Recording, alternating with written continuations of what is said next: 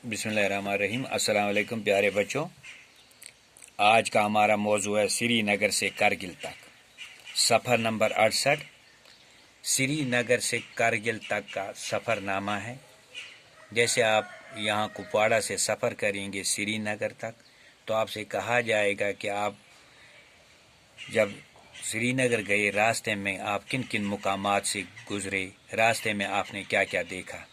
तो वैसी ही एक कहानी है ये भी श्रीनगर से करगिल तक की। बच्चों, आप जानते हैं लद्दाख के 2 ज़िले हैं, ज़िला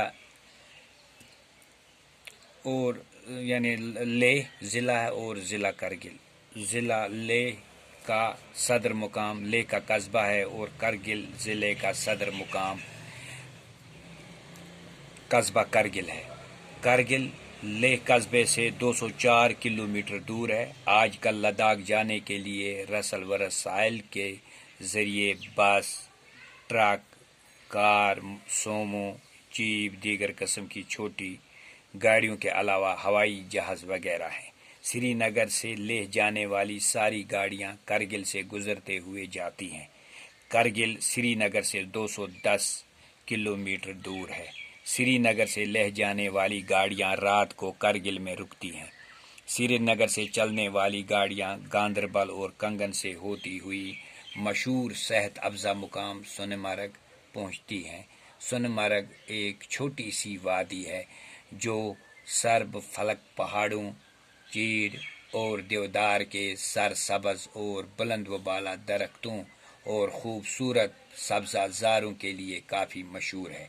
ये जगह सयाहों के लिए बासी कशिश है।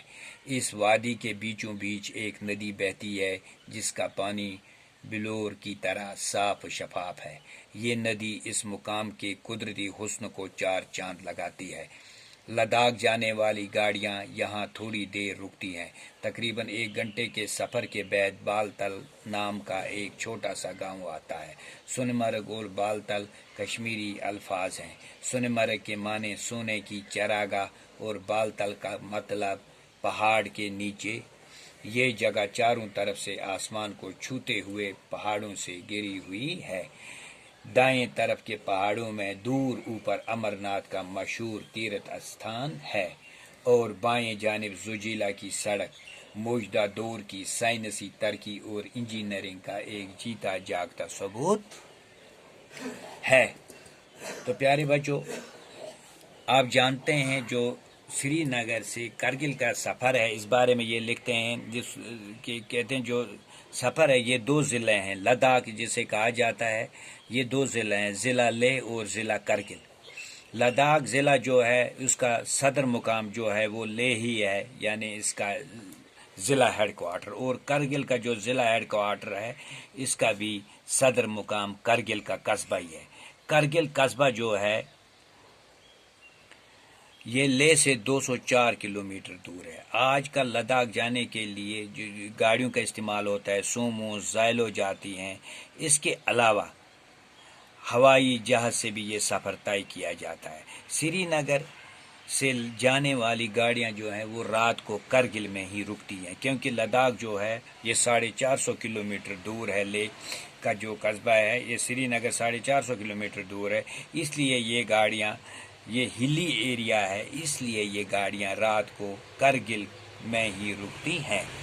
करगिल श्रीनगर से 210 किलोमीटर दूर है। जो करगिल का कस्बा है श्रीनगर से 210 किलोमीटर दूर है और लेह कस्बे से ये 204 किलोमीटर दूर है। श्रीनगर से ले जाने वाली गाड़ियां रात को करगिल में रुकती हैं।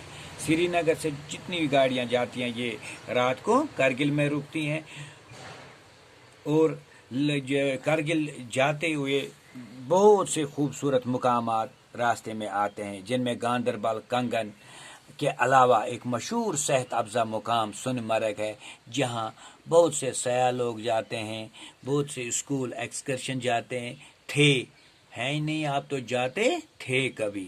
سونمرگ ایک چھوٹی سی وادی ہے جو بہت خوبصورت ہے، جہاں یہ کیا بولتے ہیں دیودار کے درخت ہیں، جہاں بدل کے درخت ہیں، یعنی اچھی خوبصورت جنگل ہیں، بلند بالا پہاڑ ہیں، بڑے خوبصورت ویلی ہے، سبزہ زار ہے، ہریالی ہے، اس لیے یہ اپنے ان نظاروں کے لیے بہت مشہور ہے، یعنی دنیا کے کونے کونے سے سیاح یہاں آتے ہیں۔